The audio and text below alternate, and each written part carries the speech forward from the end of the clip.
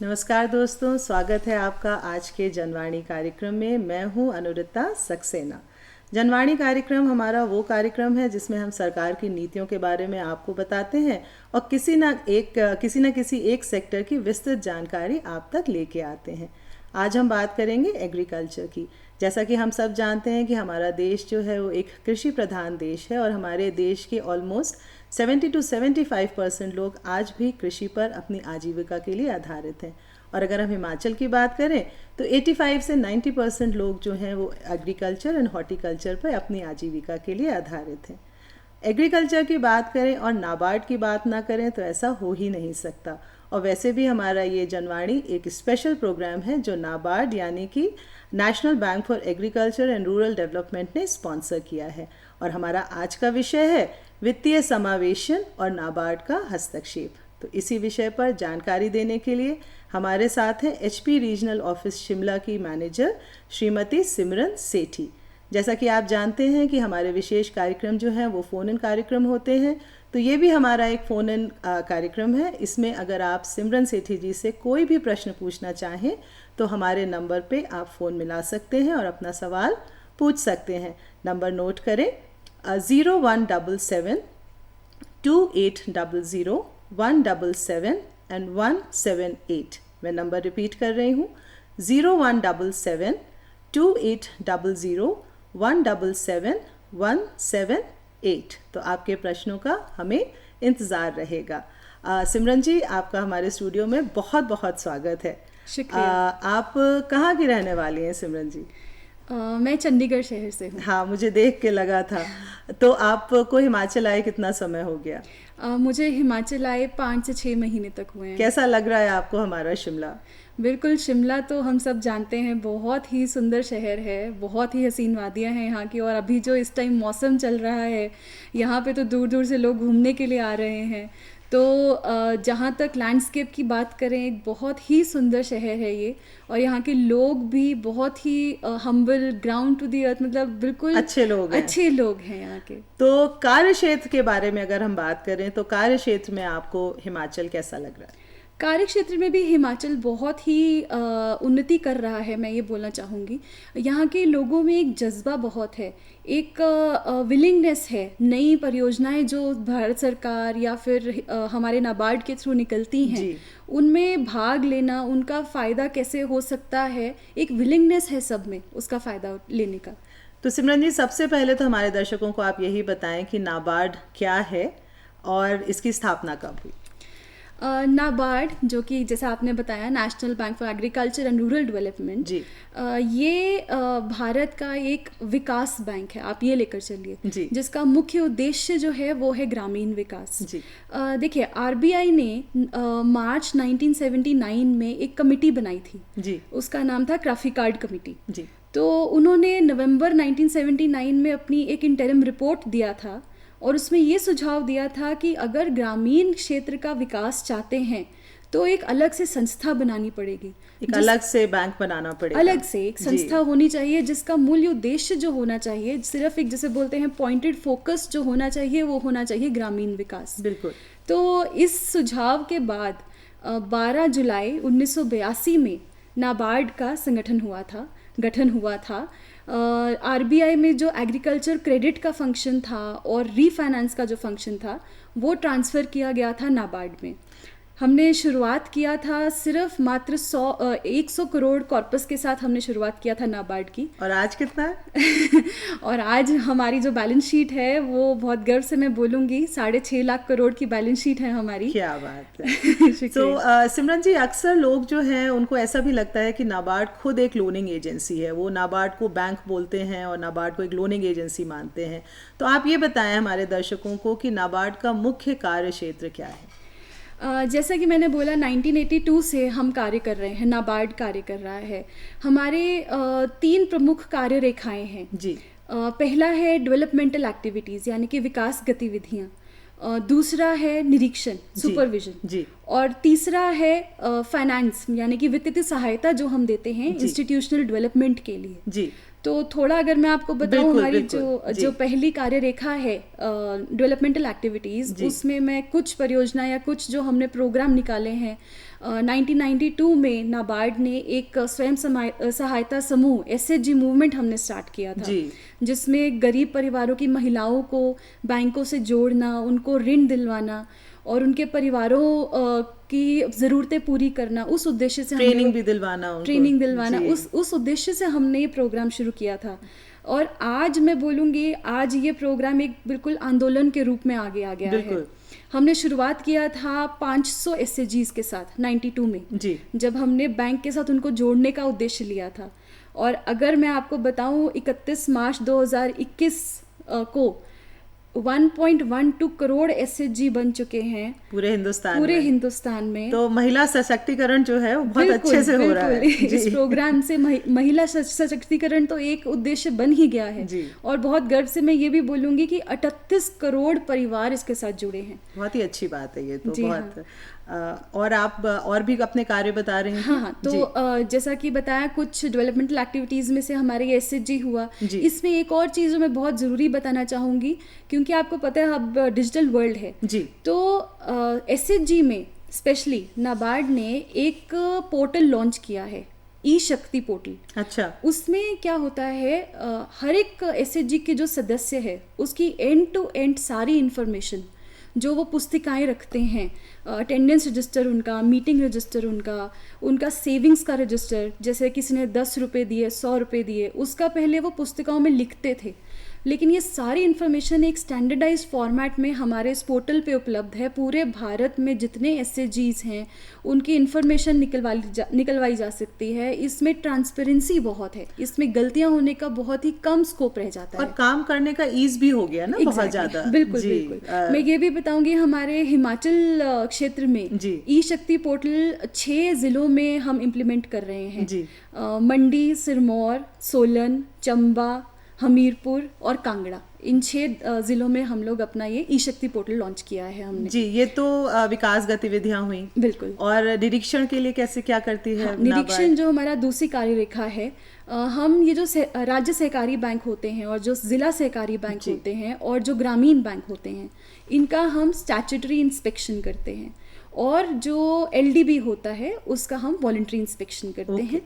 और जो तीसरा कार्य रेखा मैंने बताया, वित्तीय सहायता, फाइनेंशियल सपोर्ट, बिल्कुल, उसमें हम पॉलिसी, टेक्नोलॉजी और फाइनेंशियल तीनों सपोर्ट हम प्रोवाइड करते हैं सहकारी बैंक और जिला सहकारी बैंक्स को और ग्रामीण बैंकों को। हमारा एक फंड है CDF, कॉर्पोरेट डेवलपमेंट फंड, उससे हम उस फंड को यूज करके सपोर्ट उनको देते हैं। बल्कि जो हमें पता है, पैक्स जो होते हैं सहकारी बैंक्स के अंडर, प्राइमरी एग्रीकल्चर सोसाइटीज जो होती हैं, उन्होंने अगर सहकारी बैंकों में PDC बनाना है, मतलब कि पैक्स डेवलपमेंट सेल बनाना है, उसके लिए भी हम वित्तीय सहायता प्रदान करते हैं। तो मोटा मोटा हमारे कार्यरेखा ये है, सिर्फ लोनिंग हमारी कार्यरेखा भी बिल्कुल नहीं है। यानी सुपरविजन एंड मॉनिटरिंग जो है वो मेन कार्य है। और नई नई स्कीम्स का इजाद करना और अच्छी स्कीम्स जिसमें हमारे जो कृषक वर्ग है उनको बहुत अच्छा फायदा हो सके, उसके बारे में सोचना भी नाबार्ड का काम है। और साथ में जितने भी आपने कहा कि ग्रामीण और सहकारी बैंक है,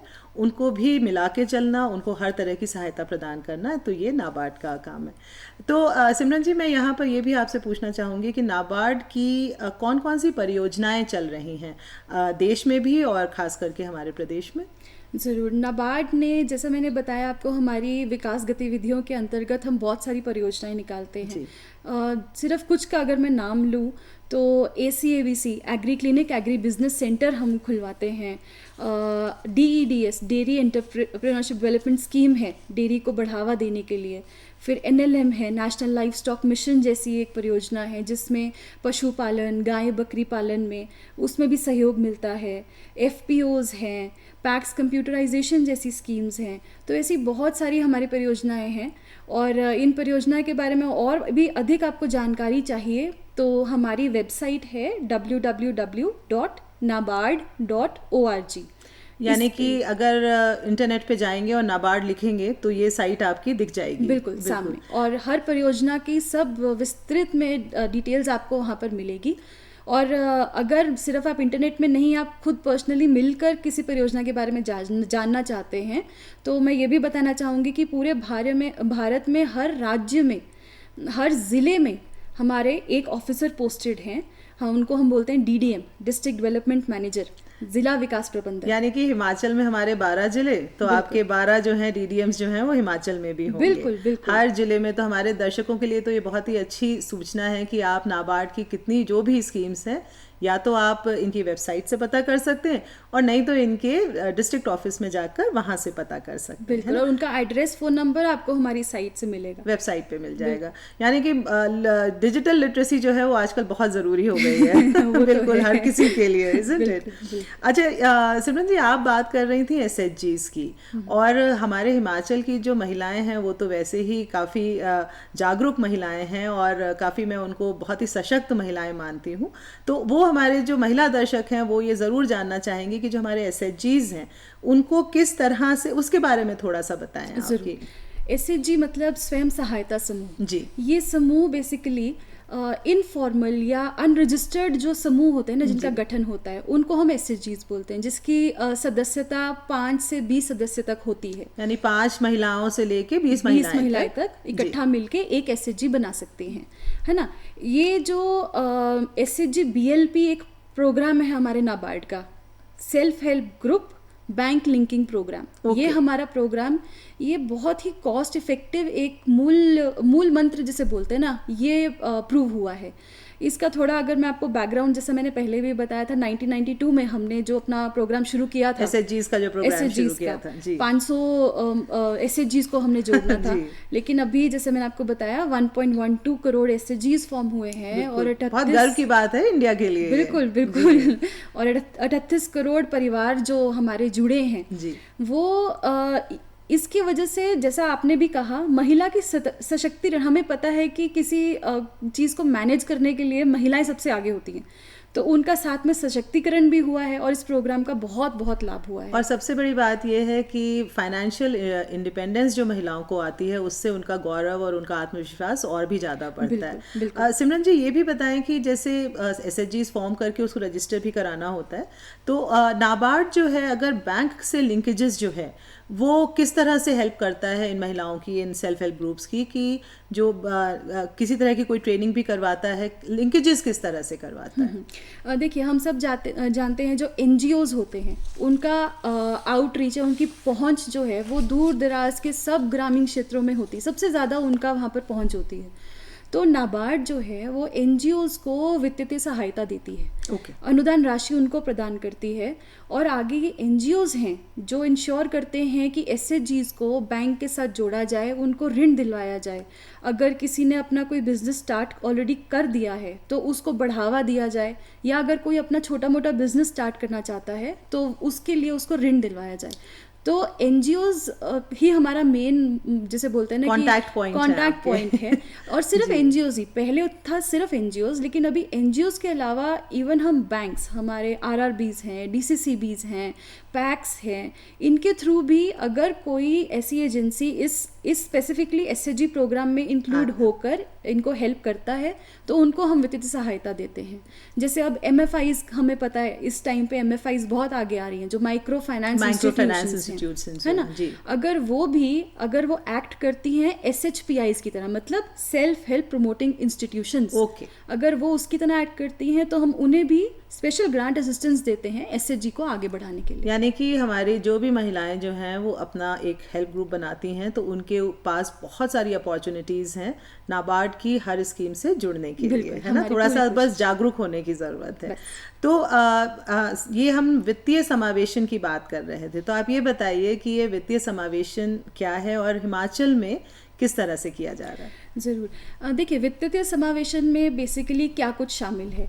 एक हो गया हमारी वित्तीय साक्षरता, जी, फाइनेंशियल लिटरेसी, जी, एक हो गया हमारा ज्ञान प्रसार, यानी कि नॉलेज डिसेमिनेशन, जी, और तीसरा, क्योंकि हमें पता है कि अभी डिजिटल वर्ल्ड है, जी, तो बैंक्स को कंप्यूटराइज या उनको डिजिटल टेक्नोलॉजी के लिए तैयार करना, ये 3 चीज़ें हमारी वित्तीय समावेशन में आती हैं।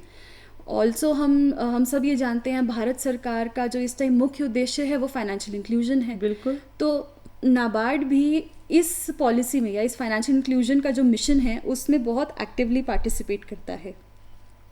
हमारा एक अलग से फंड है FIF, फाइनेंशियल इंक्लूजन फंड, जी, उस फंड के अंतर्गत हम फाइनेंशियल असिस्टेंस देते हैं बैंक्स को। अच्छा। आगे हम बैंक से कहते हैं गांव-गांव जाकर या उनको हम इसीलिए फाइनेंशियल असिस्टेंस देते हैं कि गांव-गांव में वो कैंप्स करें, किसी तरह अपनी पहुंच देकर जो डिफरेंट हमारे पास परियोजनाएं या जो डिफरेंट फाइनेंशियल लिटरेसी वो जितना फैला सकते हैं वो फैलाएं।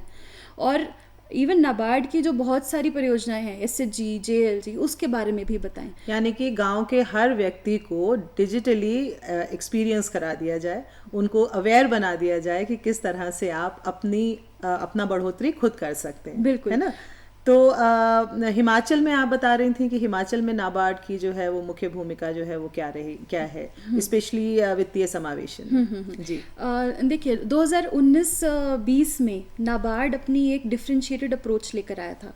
डिफरेंशिएटेड अप्रोच इसलिए था कि जो रीजनल इनएडिक्वेसीज होती हैं, इम्बैलेंस होते हैं, जो हर क्षेत्र में अलग इम्बैलेंसेस क्रिएट हो जाते हैं, उसके लिए एक डिफरेंशिएटेड अप्रोच नाबार्ड लाया था, स्पेशली वित्तीय समावेशन के अंतर्गत। जी। तो उसमें बहुत सारी स्कीम्स हम लेकर आए थे, जैसे कि FDLC यानी कि फाइनेंशियल डिजिटल लिटरेसी कैंप्स हो गए, मोबाइल वैन्स हो गई, जैसे इंटरनेट कनेक्शन हिली एरिया में, पहाड़ी एरिया में नहीं होता है, हाँ जी। तो उसको और ग्रांट, मतलब उसको और बढ़ाने के लिए हम ग्रांट असिस्टेंस देते हैं अपनी वित्तीय समावेशन के अंतर्गत, मोबाइल सिग्नल बूस्टर्स लगाने के लिए, सोलर हिमाचल को पूरी तरह से वो कर देने के लिए कि एकदम इंटरनेट सेवी हो जाए। बिल्कुल जी।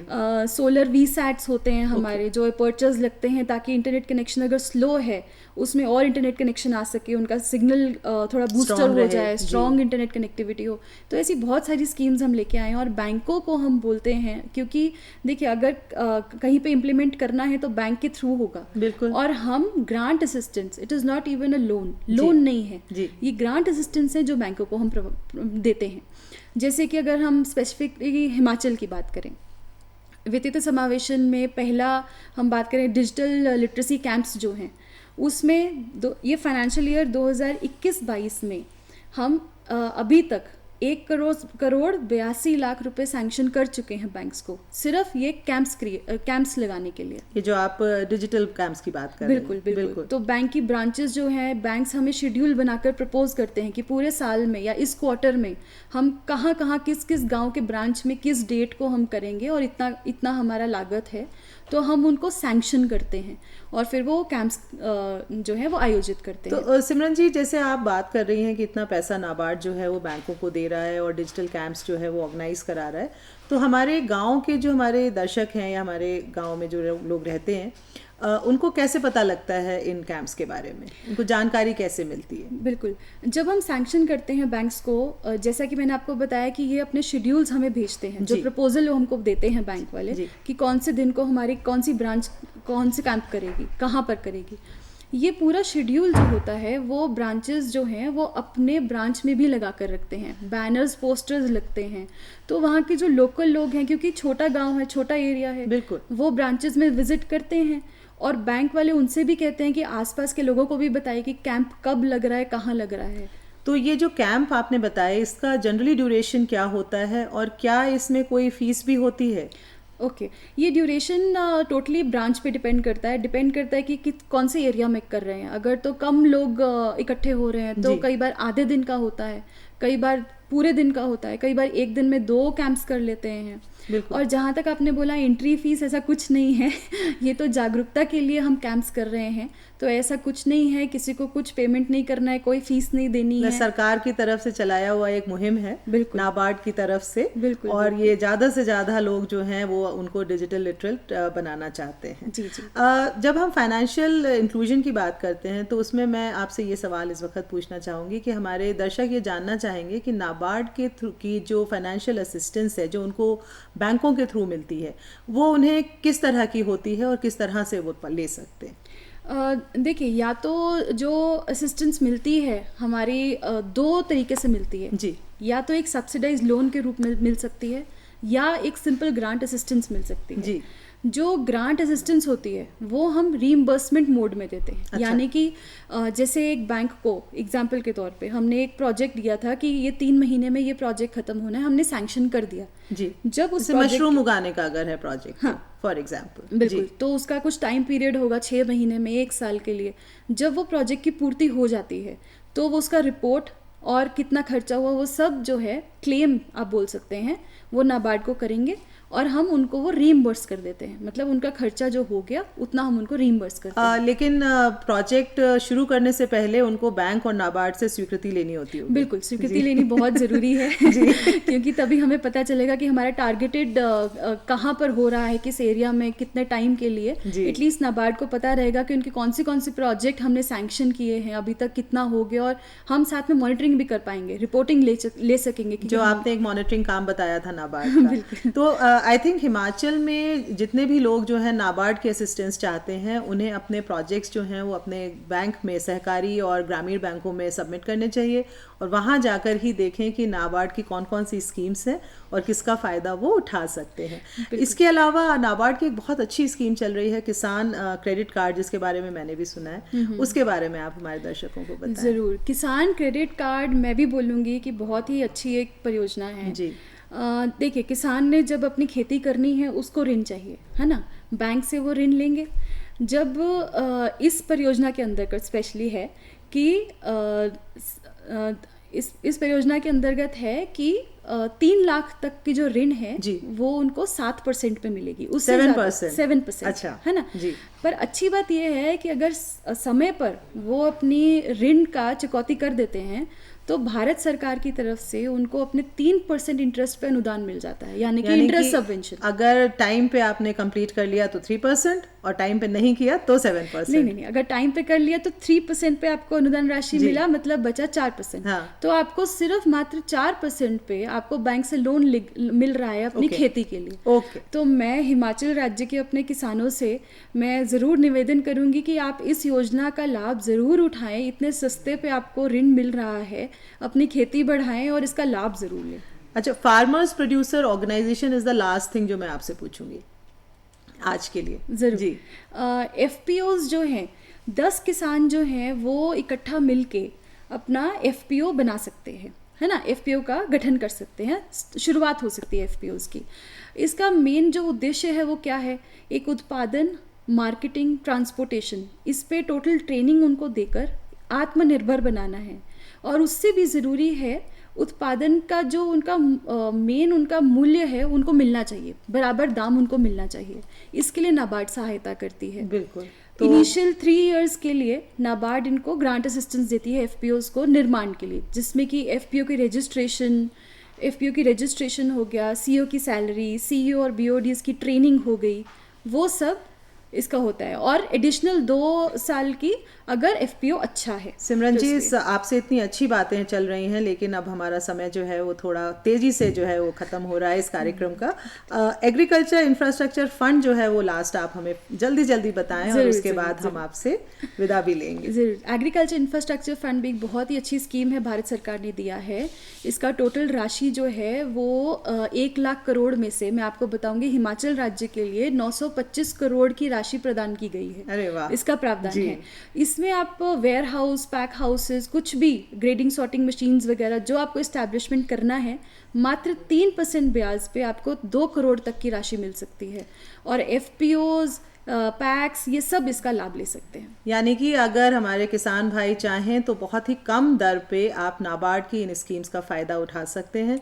तो सिमरन जी, इसी के साथ हम आपसे आज के इस कार्यक्रम में यहाँ पर आने के लिए आपको बहुत बहुत धन्यवाद करेंगे, और साथ में ये भी कहेंगे कि आपने हमें बहुत ही अच्छी जानकारी दी है। हमारे दर्शक जो हैं वो आपकी साइट से ज़रूर जुड़ेंगे, और आपके जो रीजनल ऑफिसेज़ हैं और आपके डिस्ट्रिक्ट ऑफिसेज़ हैं वहाँ जाकर भी इंफॉर्मेशन ज़रूर लेंगे। तो थैंक यू सो मच, और आज का कार्यक्रम यहीं तक। नमस्कार।